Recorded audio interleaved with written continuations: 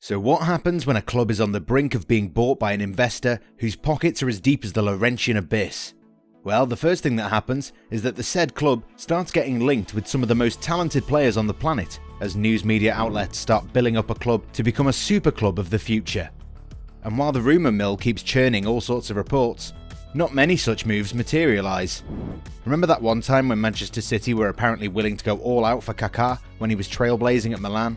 The Brazilian never moved to England, and City would then go on a spending spree in the coming years, signing tons of players who enjoyed varied success before the club finally found the right formula to make the Citizens one of the most dangerous teams on the planet.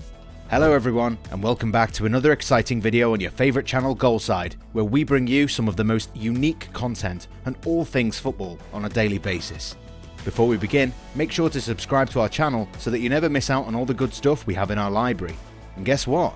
By watching this video, you have a chance of winning a $100 Amazon gift card. All you have to do is watch this video and answer a question that we'll ask later. So without further ado, let's begin our discussion on these rumours linking Gareth Bale with a move to Newcastle United.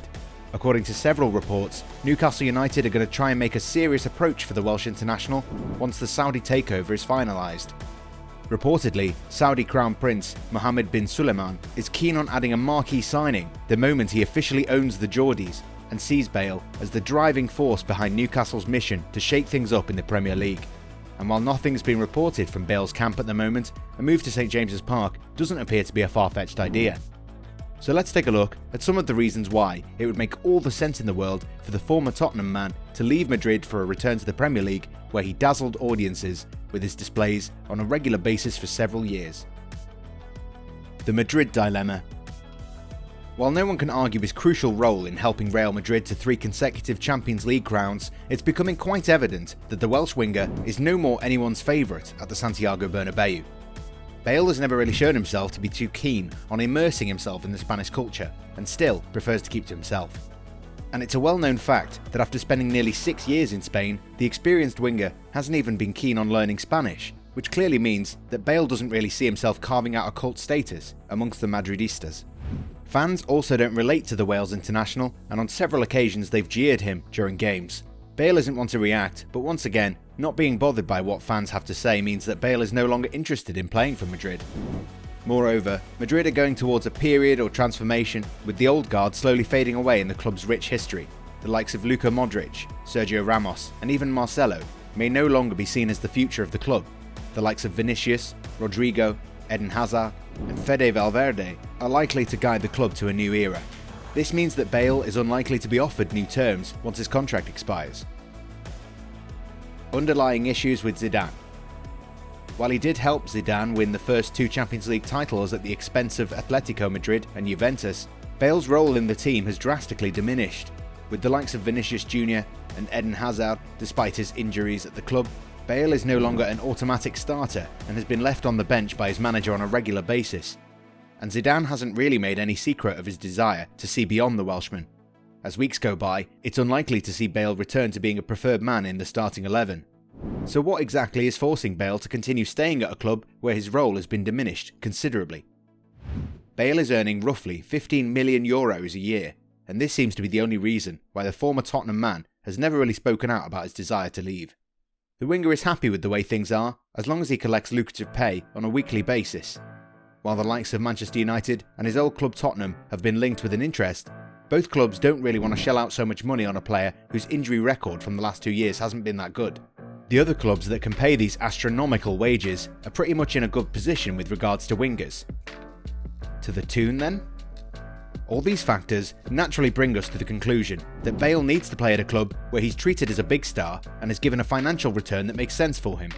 Enter Newcastle United, a club that's been playing the enter-exit game with relegation for over a decade, but is now on the brink of experiencing a seismic change. Mike Ashley, perhaps the most hated owner in the Premier League, has finally found a buyer.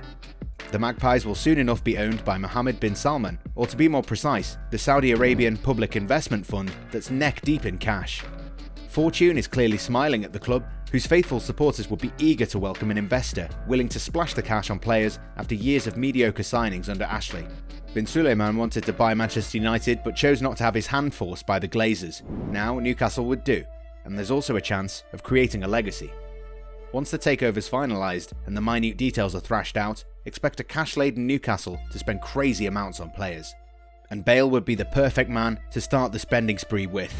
The Wales international is in dire need of change, and after achieving almost everything at Madrid, needs to get out and spend a few more years playing in a top league in Europe.